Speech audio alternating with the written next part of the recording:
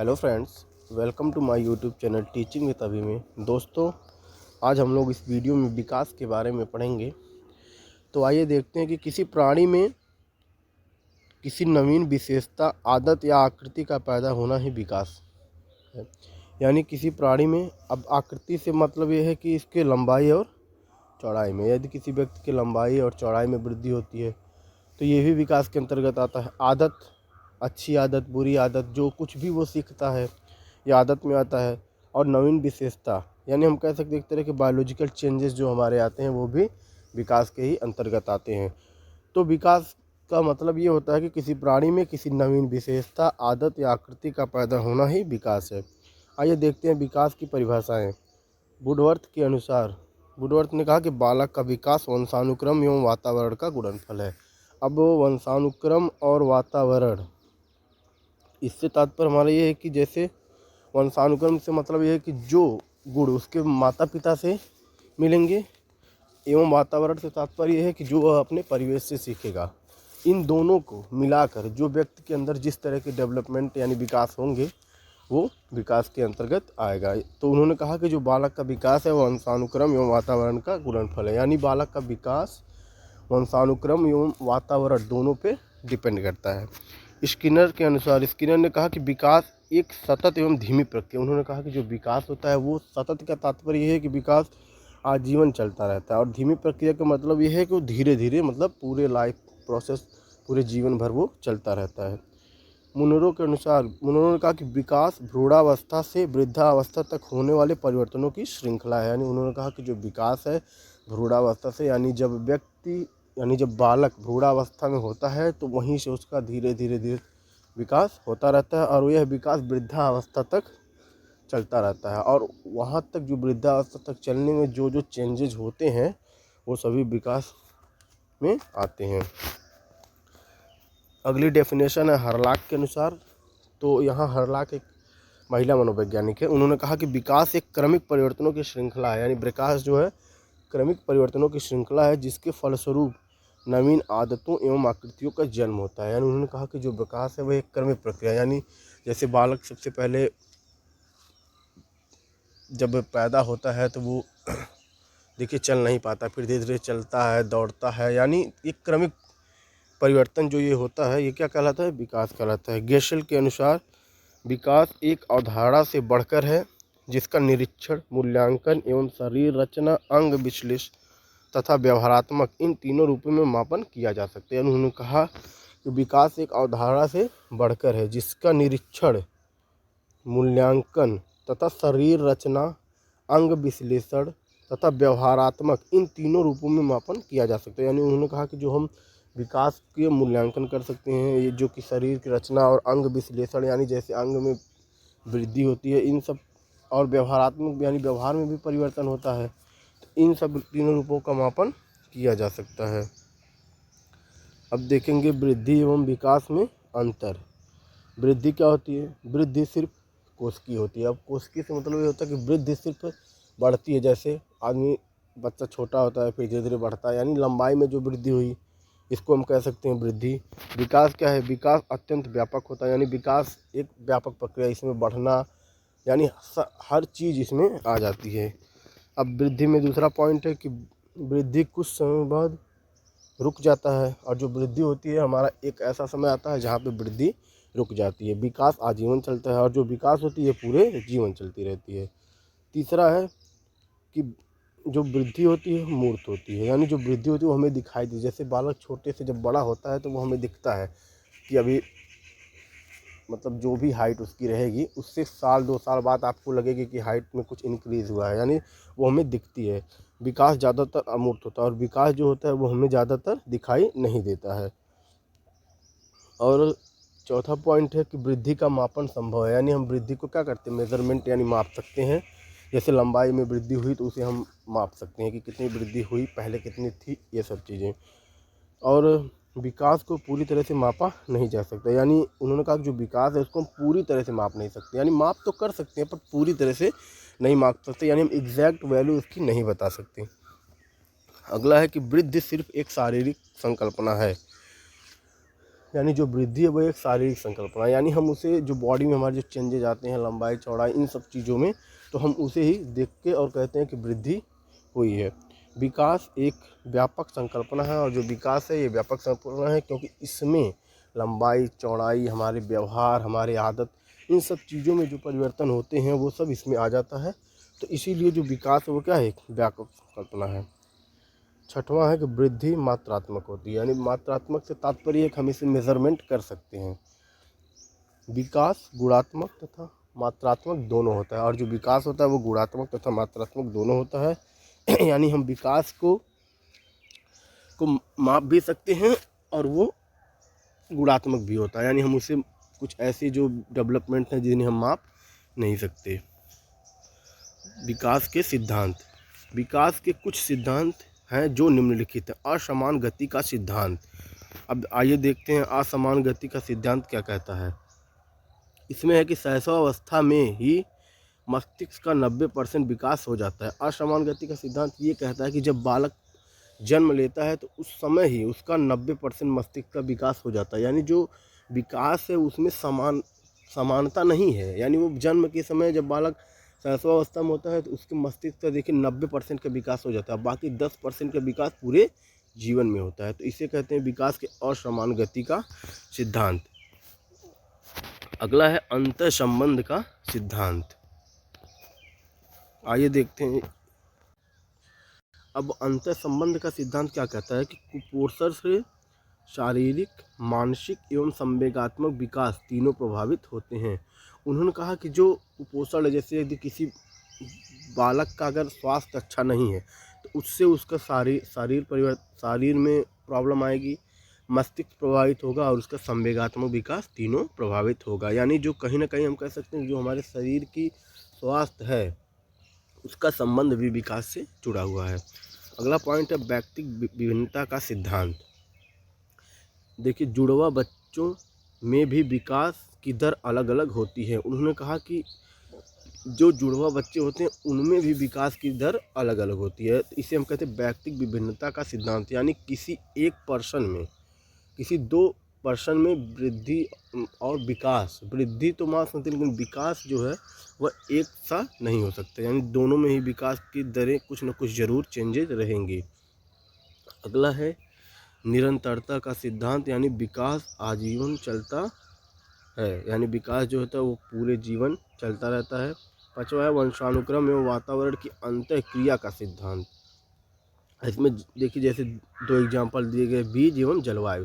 जैसे उन्होंने कहा कि यदि कोई बीज है उसको ग्रो करने के लिए हमें उसके बीज के साथ साथ जलवायु का भी वहाँ अच्छा होना ज़रूरी है। ठीक उसी प्रकार उन्होंने कहा कि जैसे यहाँ वंशानुक्रम से तात्पर्य बीज है और वातावरण से तात्पर्य जलवायु है, यानी अगर किसी बालक का विकास होना है तो उसमें उसके वातावरण और उसके वंशानुक्रम का भी पूरा प्रभाव पड़ता है। सरल से जटिल का सिद्धांत। जैसे बीज सरल है और पौधा जटिल है, यानी उन्होंने कहा कि जो विकास होता है वो सरल से जटिल की तरफ होता है। अगला है विकास की दिशा का सिद्धांत। अब इसमें देखेंगे हम शिफेलोकाउडल, शिरोन्मुखी या सिर पुच्छी जिसे कहते हैं, अधोमुखी, मस्तक केंद्रोमुखी विकास का सिद्धांत, यानी जो सिर से पैर की तरफ होता है। अगला है केंद्र से बाहर की ओर, समीप से दूर का सिद्धांत। इसमें आइए देखते हैं कि विकास के दौरान पहले नज़दीकी केंद्रीय अंगों का विकास होगा और बाद में बाहरी या पूरे अंगों का विकास होगा। एग्जाम्पल देखते हैं कि जैसे मस्तिष्क के विकास के बाद धड़ का विकास होगा क्योंकि यह काफ़ी नज़दीक है। यानी उन्होंने कहा कि जो केंद्र से बाहर, ये कहता है कि सबसे पहले जो केंद्र में चीज़ होगी उसका विकास होगा, फिर जो उससे सटा हुआ होगा यानी जो उससे लगा हुआ पास में होगा फिर उसका विकास होगा। नौवां है एकीकरण का सिद्धांत। कहता है कि मानव शिशु उन्होंने कहा कि जो मानव शिशु शुरुआत में पूरे शरीर एवं धीरे धीरे एक अंग जैसे हाथ, पैर, उंगलियों पर नियंत्रण करना सीख जाता है। उन्होंने कहा कि जो बालक होता है वो सबसे पहले अपने पूरे शरीर पर नियंत्रण करता है, यानी पहले पूरे बॉडी पर नियंत्रण करके फिर वह धीरे धीरे अपने प्रत्येक अंगों पर नियंत्रण कर लेगा, जैसे हाथ, पैर की उंगलियों, इन सब पे अपना काबू कर लेता है। वर्तुलाकार या वृत्ताकार सिद्धांत। प्रत्येक क्षेत्र का विकास अपने चरम एवं परिपक्वता को प्राप्त करने की तरफ अग्रसर होता है। परिपक्वता प्राप्त कर लेने के बाद विकास ढलान उतार की तरफ जाता है। इसे ही वर्तुलाकार विकास का सिद्धांत कहते हैं। अगला है समान प्रतिदर्श प्रतिरूप नमूने या पैटर्न का सिद्धांत। यानी उन्होंने कहा कि विकास का जो प्रारूप है पूरी दुनिया के सभी बच्चों में एक जैसा है। उदाहरण के तौर पर जैसे दुनिया के सभी बच्चे पहले रोते हैं फिर कोई भाषा बोलते हैं। यानी उन्होंने कहा कि जो विकास है वो पूरी दुनिया में एक ही तरीके से, यानी जब बच्चा पैदा होता है तो सबसे पहले रोएगा ही, ना कि चलेगा। तो उन्होंने कहा कि जो विकास है ये पूरी दुनिया में समान तरीके से होता है। 12वां पॉइंट है निश्चित क्रम का सिद्धांत। निश्चित क्रम का सिद्धांत ये कहता है कि विकास का एक निश्चित क्रम है जिससे दुनिया के सभी बच्चे गुजरते हैं। जैसे किसी भी बच्चे के लिए पहले दूध के दांत और बाद में अस्थाई दांत आते हैं। उन्होंने कहा कि जैसे निश्चित क्रम से मतलब ये है कि जैसे सबसे पहले जो है दूध के दांत आएंगे, उसके बाद ही अस्थाई दांत आएंगे। ऐसा नहीं है कि पहले अस्थाई दांत आएंगे फिर दूध के दांत तक। तो उन्होंने कहा कि जो विकास का क्रम है ये एक निश्चित है।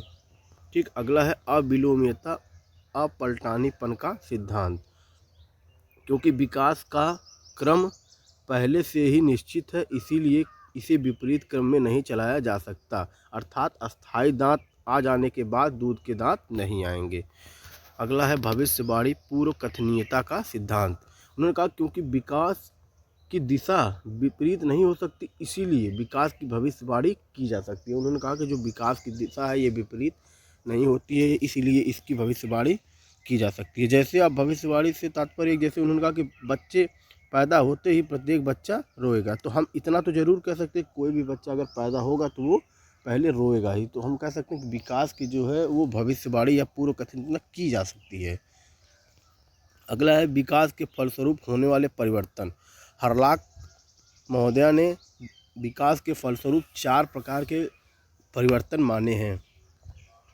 नई आकृति नई आदत का जन्म। नई आकृति नई आदत का जन्म, जैसे जन्म के बाद रेंगना, दूध के दांत आना, ये इसमें नई आदत और नई आकृति में आएगा। दूसरा है कि पुरानी आकृति या पुरानी आदत का विलोपन। उन्होंने कहा कि जो अस्थाई दांत आ जाने पर दूध के दांत गिर जाते हैं तथा चलना सीख लेने के बाद रेंगने की आदत का गायब हो जाना। उन्होंने कहा कि जैसे विकास में जब बालक शुरू में रेंगता है लेकिन जब वो पैरों से चलने लगता है तो वो रेंगना क्या कर देता है, बंद कर देता है। इसी को कहा गया विलोपन। और जब हमारे अस्थाई दांत आ जाते हैं, जो हमारे दूध के दांत होते हैं वो गिर जाते हैं।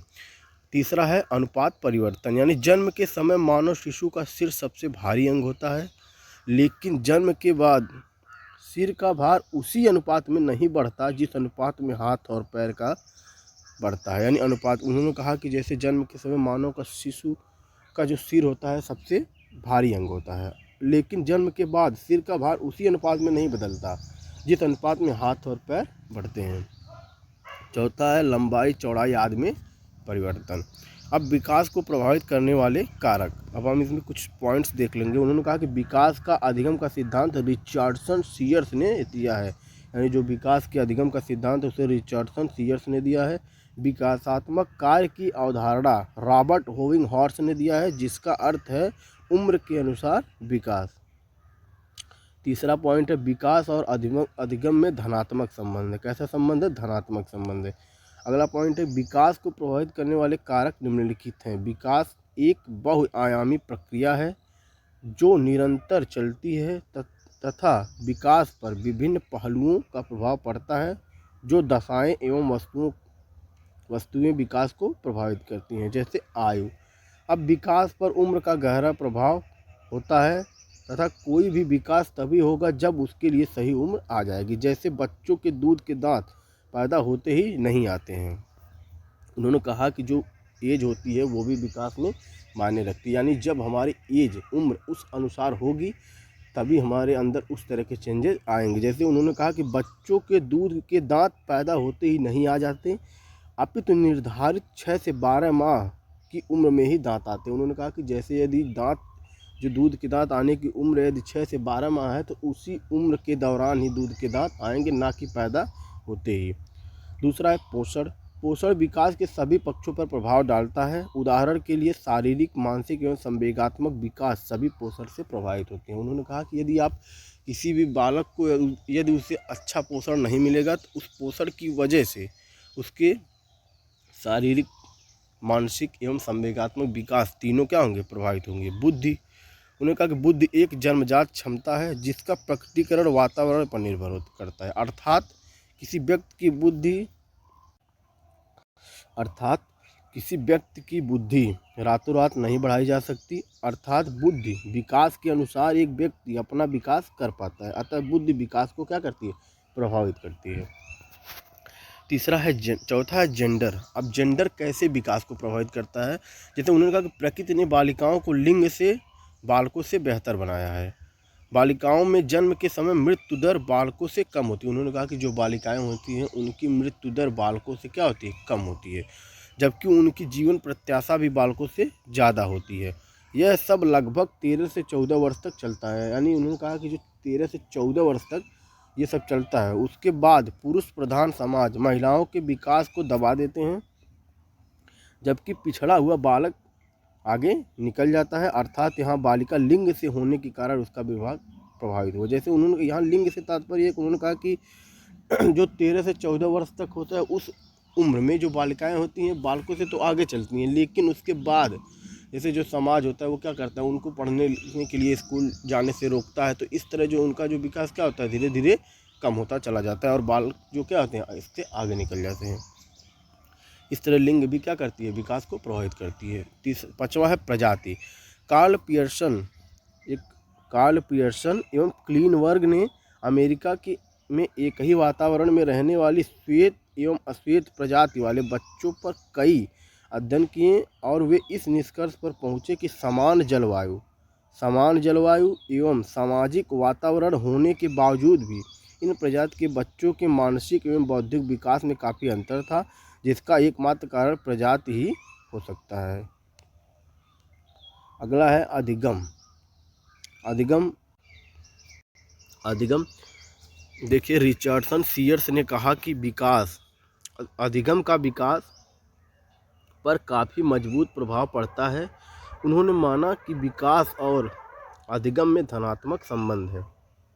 अर्थात जहाँ पर अधिगम का स्तर उच्च होगा वहाँ पर विकास भी उच्चतम होगा। उन्होंने कहा कि जहाँ पर अधिगम का स्तर उच्च होगा वहाँ पर विकास भी उच्चतम होगा। इसे विकास का अधिगम का सिद्धांत कहते हैं। सातवां है संस्कृति। उदाहरण के तौर पर भारत एवं एशिया के ज़्यादातर देशों में धार्मिक रूढ़िवादी संस्कृति हावी होने के कारण यहाँ वैज्ञानिक चिंतन का विकास यूरोपीय देशों की अपेक्षा धीरे हुआ, क्योंकि यूरोपीय संस्कृति नवीन विचारों को हमेशा सम्मान एवं पहचान दी गई। उन्होंने कहा कि जो भारत है एवं एशिया के ज़्यादातर देशों में सबसे पहले धार्मिक रूढ़िवादी संस्कृति ये सब हावी होने के कारण यहाँ पर वैज्ञानिक चिंतन जो कम हुआ और यहाँ पर वैज्ञानिक खोज भी कम हुई। तो इस तरह से संस्कृति भी विकास को क्या करती है, प्रभावित करती है। विद्यालय एवं घर का वातावरण। अगर विद्यालय एवं घर का वातावरण सहयोगात्मक, प्रजातांत्रिक एवं डर एवं तनाव मुक्त होता है तो बच्चों में स्वस्थ गुणों एवं संवेगों का विकास होता है। इससे यह साफ सिद्ध होता है कि विकास पर घर एवं विद्यालय का भी गहरा प्रभाव होता है। 9वां है दुर्घटना। यानी दुर्घटना के कारण भी बालक का विकास प्रभावित होता है। जैसे यदि किसी बालक के सर में चोट लगने के कारण उसका मस्तिष्क सही से काम न करे तो विकास क्या होगा, बाधित होगा। 10वां है बीमारी भी बालक के विकास को प्रभावित करती हैं। जैसे यदि कोई बालक किसी बीमारी से 2-3 साल परेशान रहा तो वह विकास उसको क्या करेगा, प्रभावित करेगा। तो वीडियो आपको कैसे लगी? यदि वीडियो आपको अच्छी लगी हो तो वीडियो को लाइक और चैनल को सब्सक्राइब जरूर करें। Thank you, bye. मिलते हैं नेक्स्ट वीडियो में।